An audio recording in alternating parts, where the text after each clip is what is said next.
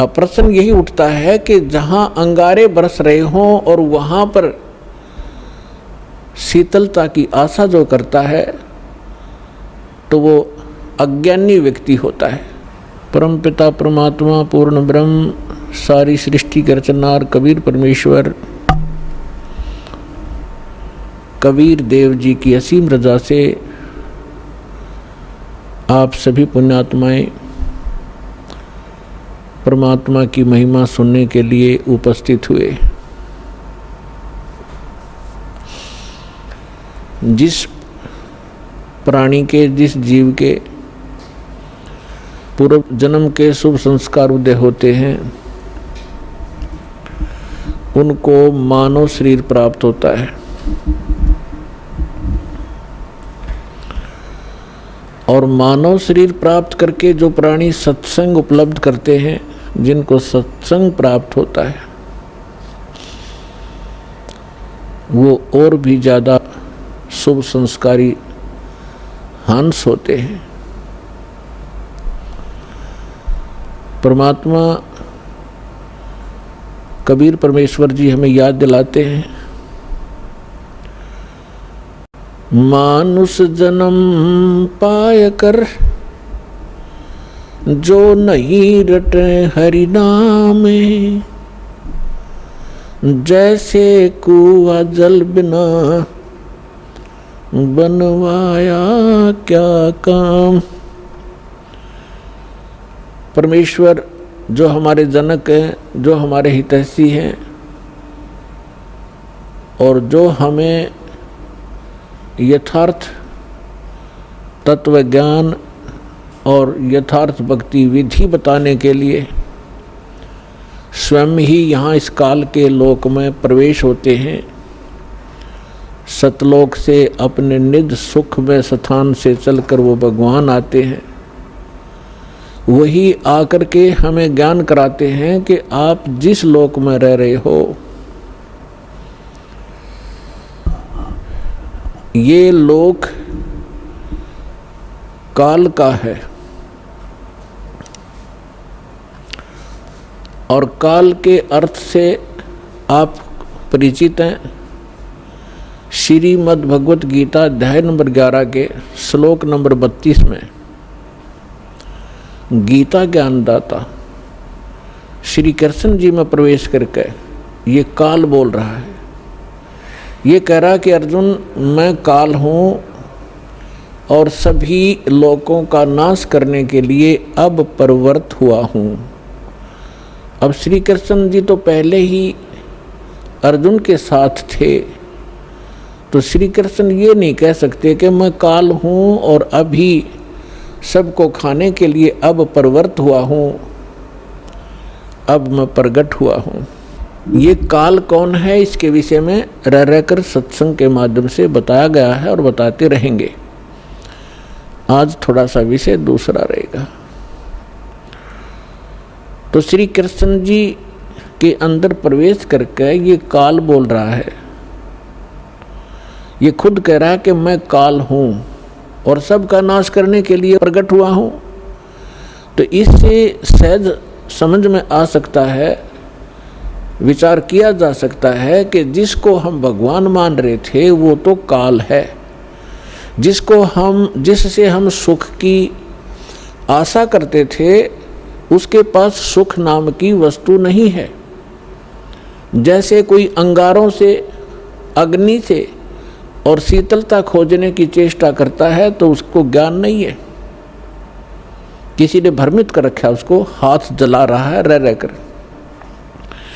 ठीक इसी प्रकार अब तक जितने ऋषि महर्षि साधु संत हुए हैं जो परमात्मा से परिचित नहीं हो पाए, जिनको भगवान मिले नहीं, उन्होंने इस काल को ही परमात्मा जानकर इससे सुख प्राप्ति के लिए हजारों वर्षों तक अपने शरीरों को गला दिया सुख की प्राप्ति में। अब प्रश्न यही उठता है कि जहाँ अंगारे बरस रहे हों और वहाँ पर शीतलता की आशा जो करता है तो वो अज्ञानी व्यक्ति होता है। तो अभी तक हम अज्ञानी थे इस काल के लोक में और हम सुख खोज रहे थे। तो परमेश्वर ने आके बताया कि जिसको आप सुख मानते हो, किसको सुख मानते हो? जो निर्धन है वो सोचता है कि धनवान सुखी, धनवान ये सोचता है कि राजा सुखी। मेरे सामने बहुत सी प्रॉब्लम होती हैं, जो धनी सोचता है कि मेरे सामने भी बहुत सी प्रॉब्लम आती हैं, समस्याएं आती रहती हैं। कहीं चोरी का डर है, कभी कोई टैक्स देना पड़ता है, कभी कुछ करना होता है, तो वो सोचता है कि राजा सुखी। परमात्मा कहते हैं राजा को स्वप्न में भी सुख नहीं होता। राजा लोग अंत में वो सोचते हैं कि स्वर्ग के देवता सुखी होंगे। स्वर्ग के देवता सोचते हैं कि इस इंद्र को सुख घना है, क्योंकि वो देवताओं का राजा है। अब इंद्र की हिस्ट्री कहानी आप पढ़ोगे पुराणों के अंदर, इंद्र जैसा दुखी प्राणी नहीं। इंद्र सोचता है कि ब्रह्मा विष्णु महेश सुखी होंगे, मुझे सुख नहीं, क्योंकि उसको पता होता है जितना निर्धारित समय उसका होता है उसको पूर्ण करने के उपरांत वो फिर 84 लाख योनियों में सबसे पहले गधे की योनि से प्रारंभ करता है अपने 84 लाख प्रकार के कष्टों में, जो प्राणियों के शरीरों में कष्ट उठाने होते। तो उसको रह रह कर वो बात याद रहती है कि इसके बाद मेरी ये हालत होगी, लेकिन उस झूठे सुख को वो छोड़ नहीं पाता, और छोड़ भी दे तो उसके पास विकल्प नहीं कि करूं क्या। ब्रह्मा विष्णु महेश सोचते हैं कि हम सुखी नहीं, क्योंकि उनका इतिहास देखिएगा। आप पुराणों को कभी पढ़ा हो, नहीं तो रिमाइंड करना कभी कभी। अब थोड़ा सा उदाहरण देंगे आपको। जैसे भगवान शंकर जी को हम भगवान माना करते थे, कंप्लीट गॉड मानते थे, मृत्युंजय कालज्ञ सर्वेश्वर महेश्वर कहा करते थे। इसको हम कहें कुछ भी, लेकिन ये परमात्मा नहीं है, कंप्लीट गॉड नहीं है। उदाहरण के लिए ये सुखी भी नहीं है। कैसे? एक समय विष्णु जी भी सुखी नहीं है। विष्णु अवतार श्री रामचंद्र रूप में राजा दशरथ के घर जन्म लिया, ये सभी हमारे धर्म गुरु भी बताते रहे हैं और इनके लीला, इनकी जीवनी भी बताती है। श्री रामचंद्र उर्फ विष्णु जी कितने सुखी थे आपको खूब पता है। छोटी सी उम्र में विवाह हुआ, विवाह होते ही वनवास हुआ, और वनवास के अंदर उनकी धर्म पत्नी का अपहरण हुआ। रावण के साथ युद्ध हुआ, करोड़ों जीवों का विनाश हुआ। उसके बाद फिर वापस आए, लेकर अपनी धर्म पत्नी सीता जी को घर पे लेकर आए। किसी धोबी के कहने से उनको घर से निकाल दिया, गर्भवती को। पुत्र कहीं, परिवार कहीं और श्री राम कहीं। वो प्राणी सपने में सुखी नहीं हो सकता जिसके बालक दुखी हो कि तो जंगल के अंदर। जिस समय श्री रामचंद्र जी को वनवास प्राप्त था, सीता जी का अपहरण हो चुका था। सीता जी का अपहरण हो चुका था। श्री रामचंद्र जी विलाप कर रहे थे, रो रहे थे सीता जी की खोज में। ऊपर से भगवान शंकर अपने द्वीप से, अपने लोक से श्री रामचंद्र जी अर्थात विष्णु जी को प्रणाम कर रहे थे। ऊपर से पार्वती जी की दृष्टि पड़ी कि किसको प्रणाम कर रहे हैं महेश्वर।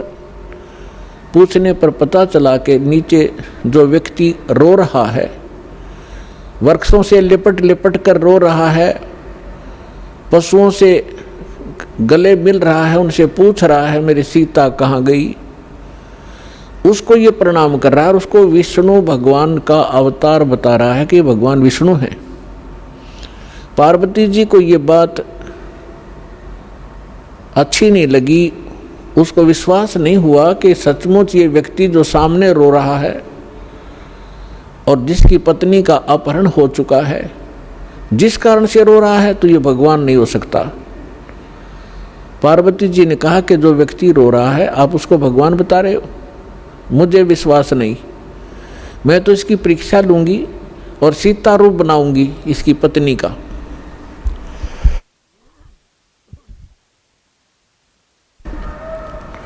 और यदि ये मुझे पहचान लेंगे तो मैं मान लूंगी कि ये भगवान है। भगवान शंकर ने कहा कि आप सीता रूप मत बनाना, यदि आप सीता जी का रूप बना लोगी तो मेरे काम नहीं रहोगी, मेरी माँ के तुल्य हो जाओगी, मैं आपको एज ए वाइफ स्वीकार नहीं करूँगा। फिर उस समय तो पार्वती जी ने कह दिया कि ठीक है, मैं नहीं परीक्षा लूँगी। भगवान शंकर चले गए इधर उधर सैर सपट्टे को। पीछे से पार्वती जी ने सीता रूप बनाया, श्री रामचंद्र जी के सामने खड़े हो गए। उसमें श्री रामचंद्र जी की दिव्य दृष्टि यानी बुद्धि इस काल भगवान ने खोल दी। अपनी तो पत्नी का पता नहीं उसको कि कौन उठा ले गया, और सामने खड़ी पार्वती को पहचान लिया जिसने बिल्कुल as it is Sita ji का रूप बना रखा था। क्या कहा कि हे दक्ष पुत्री माया, आप भगवान शंकर को कहाँ छोड़ाए। इस बात को सुनकर पार्वती जी लज्जित हुई और कहा कि भगवान शंकर आपको ठीक ही प्रणाम कर रहे थे, मैं आपकी परीक्षार्थ सीता रूप बनाकर आई थी। ये कहकर वो चली गई। अब इस कथा से आपको बहुत से परिणाम निकलेंगे, रिजल्ट निकलेंगे, निष्कर्ष निकलेंगे। एक तो कंसेप्ट यही क्लियर करेंगे कि आपके मन में ये शंका उत्पन्न होगी कि श्री रामचंद्र जी ने पार्वती जी को तो पहचान लिया और अपनी पत्नी के विषय में उसको ज्ञान नहीं, ये कारण क्या है। जिसमें आपको ये कारण समझ में आवेगा तो आप समझो अध्यात्म मार्ग पर चल पड़े। इसका कारण है जैसे गीता अध्याय नंबर 7 के श्लोक नंबर 4, 5 और 6 में ये गीता ज्ञानदाता कहता है कि अर्जुन, यहाँ जितने भी मेरे लोक में जितने भी प्राणी हैं, इनमें बलवानों का बल, बुद्धिमानों की बुद्धि मैं ही हूँ, यानी मेरे ही कंट्रोल में है। जब चाहे इनको ओपन कर दूँ, जब चाहे इनको ऑफ कर दूँ, जब चाहे मैं इनको ऑन कर देता हूँ। उदाहरण के लिए एक समय आपने महाभारत खूब सुना होगा, महाभारत का युद्ध भी सुना है खूब। महाभारत के युद्ध के दौरान अर्जुन ने अपने धनुष के माध्यम से इतना नरसंहार किया था और शूरवीर कहलाए थे। एक तीर से 100 व्यक्तियों को मार डालते थे। वही गांडीव धनुष सुप्रसिद्ध था उसका।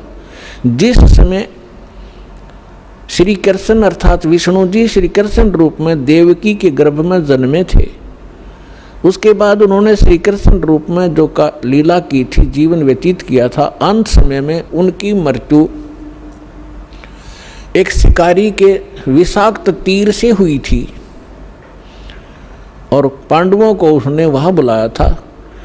अंत समय में पांडवों से श्री कृष्ण जी ने कहा था कि आप इन सभी औरतों को जितनी द्वारका के अंदर है सबको अपने साथ ले जाओ।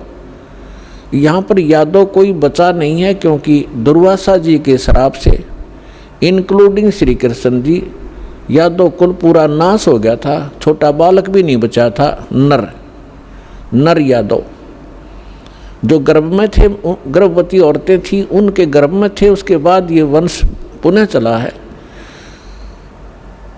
और कहा था कि आप इनको वहाँ ले जाओ अपने राज्य में, यहाँ पुरुष रहा नहीं, यहाँ के और लोग इनकी बेइज्जती करेंगे, सताएंगे, आप इनको ले जाना। तो श्री कृष्ण जी के आदेश अनुसार अर्जुन सभी गोपियों को, द्वारका की स्त्रियों को साथ लेकर आ रहा था।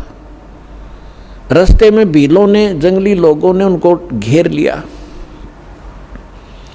अर्जुन उनसे लड़ने की तैयारी करने लगा, उसके हाथ से गांडीव धनुष उठा नहीं और खड़ा खड़ा देख रहा, थर थर कांप रहा है योद्धा।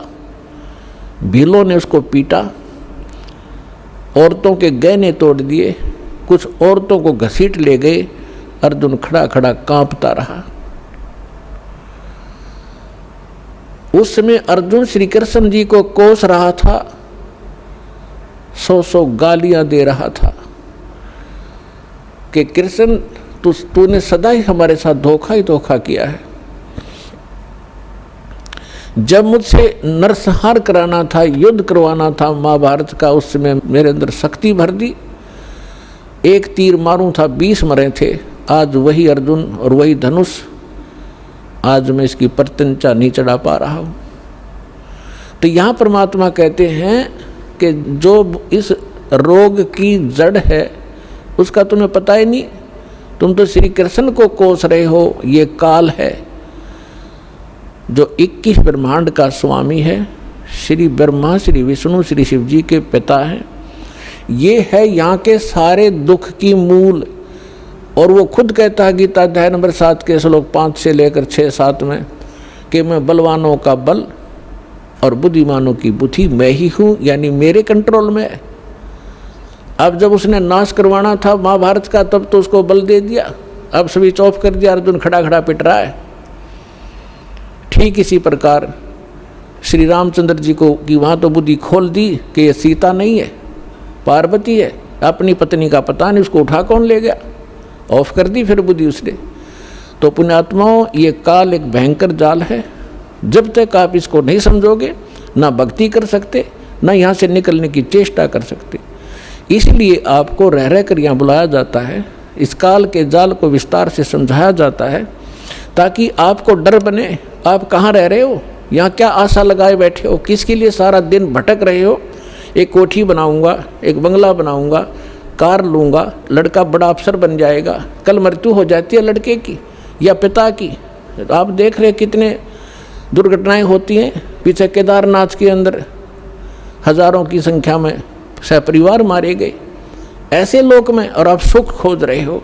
परमात्मा आके हमें बताया करते थे। तो भगवान परमेश्वर ने आके हमें बताया कि इसका एक विकल्प है। वो स्थान न्यारा है, वो भगवान न्यारा है जो कभी दुख नहीं देता। आप अंगारों में और शीतलता खोज रहे हो, आप काल के लोक में सुख खोज रहे हो।